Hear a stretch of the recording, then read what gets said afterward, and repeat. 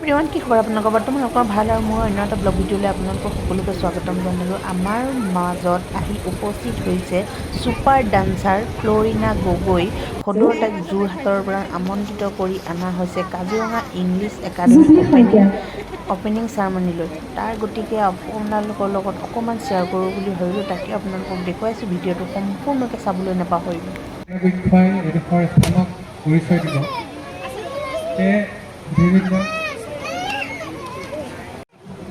কলিয়াবৰলৈ নতুন এটি বাৰ্তা আহিছে বুলি আমি আশা কৰিছোঁ। গতিকে যেতিয়াই খবৰটো পাইছিলোঁ সঁচাকৈ আনন্দিত হৈছিলোঁ।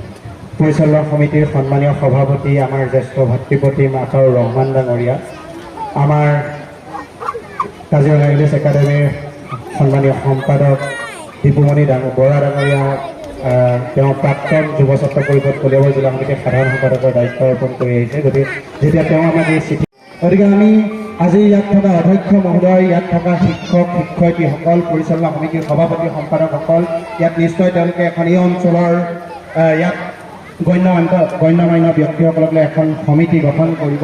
গতিকে আমি চিন্তা কেনেধৰণে কৰিম, গৰাকীৰ লগত আপোনালোকৰ কোনো আলোচনা নহয় নেকি? আপোনালোকে এই ক্ষেত্ৰত আমি আপোনালোকক দাবী জনাইছোঁ, অসমৰ শিক্ষা ব্যৱস্থাৰ লগত আপোনালোকে হেতালি নেখেলিব।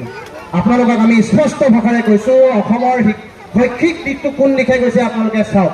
আমি ক'ৰবাত চাওক, যোৱা এইবাৰ হাইস্কুল শিক্ষান্ত পৰীক্ষাৰ সময়ত যে তেওঁলোকে ঝুমুৰৰ নৃত্যটো লৈ গৈছে, গতিকে তেওঁলোকে সেই অনুষ্ঠানটো পাতিব লাগে, কিন্তু তেওঁলোকে চাব লাগিছিল যে কোন সময়ত পাতিব লাগে।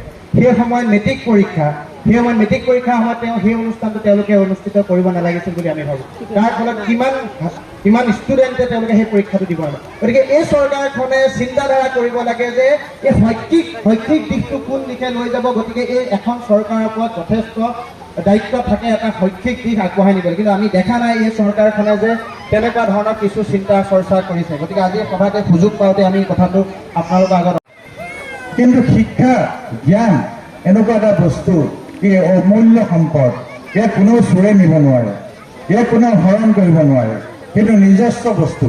আজি বহুত টকা পইচা আছে বহুত মানুহৰ, কিন্তু তেওঁ যদি শিক্ষা নাথাকে সেই টকা পইচা এদিন নাইকিয়া হৈ যাব পাৰে। আপোনালোকে দেখিছে তেনেকুৱা বহুত এনেকুৱা হৈছে।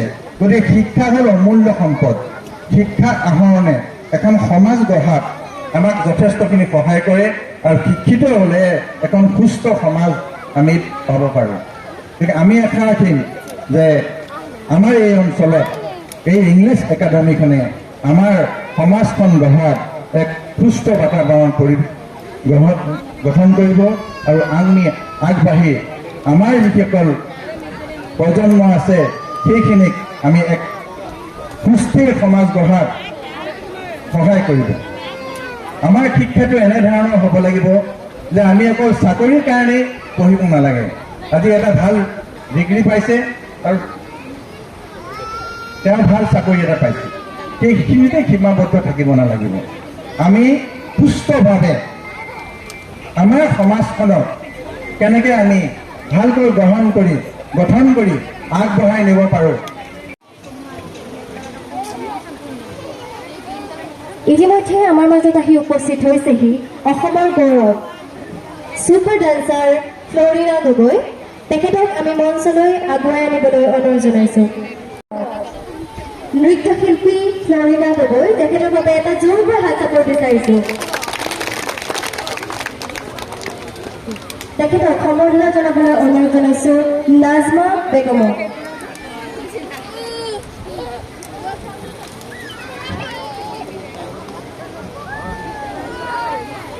আমাৰ মাজত উপস্থিত হৈছেহি ফ্ল'ৰিনাৰ মাতৃ, তেখেতকো আমি মঞ্চত আসন গ্ৰহণ কৰিবলৈ অনুৰোধ জনাইছোঁ, আৰু এখন গামোচাৰে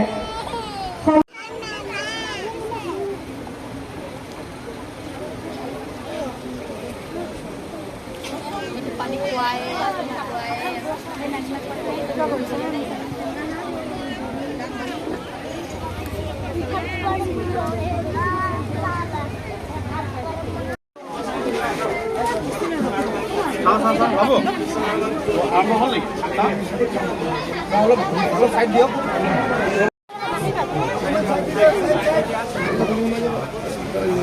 এইফালে অলপ অকণমান বাটটো এৰি দিয়ক আহিব দিয়ক চাইড দিয়কচোন চাইড দিয়ক অকণমান চাই দিয়ক চাইড দিয়া মাইনাকেইটা চাইড দিয়া অলপ মাইনা চাইড দিয়া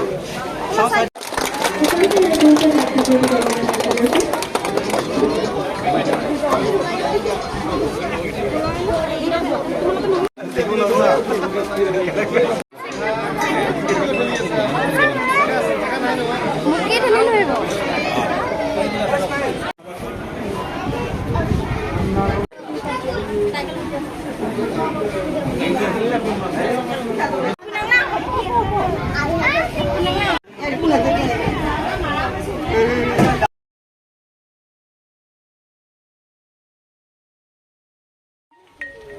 যে তোমাৰ নামটো নকলা Oh, actually, মোৰ নাম হয় ফ্লৰিনা গগৈ আপোনাৰ ফ্লৰিনা গগৈ ছাত্ৰ ছাত্ৰীসকলক কি ক'বা উদ্দেশ্য ক'লা একচুৱেলি মই ক'বলৈ বিচাৰিছোঁ কি যেনেকৈ মোৰ নিজৰ স্কুল সেয়াও এখন স্কুল হয় চ' আপোনালোক আহিব চ' পঢ়িবলৈ পঢ়াটো বহুত ইম্পৰ্টেণ্ট চ' ময়ো পঢ়ি আছোঁ ভালকৈ আপোনালোকো পঢ়িব আৰু নিজৰ ড্ৰিমটো কেতিয়া নাপাহৰিব ডান্স কৰিব ডান্স কৰিব আপোনাৰ যোনটো সপোন থাকে সেইটো কেতিয়াও নাপাহৰিব লাইক ছিংগিং ডান্সিং মডেলিং হয় তুমি কি কৰি ভাল মই কৰি বহুত মই ডান্স কৰি ভাল পাওঁ মই নাচিয়ে থাকোঁ পঢ়াৰ লগে লগে মায়েতো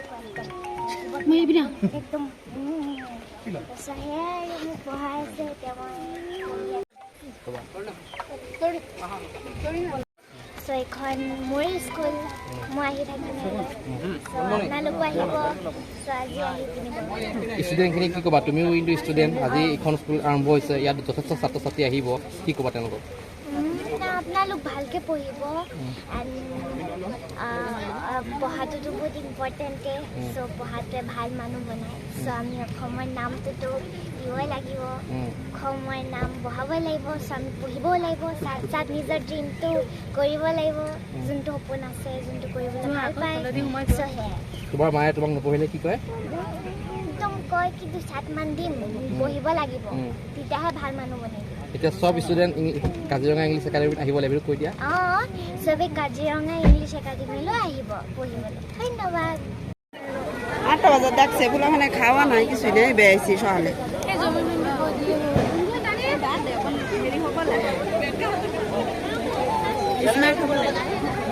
আহি গ'ল আমাৰতো আহি গ'ল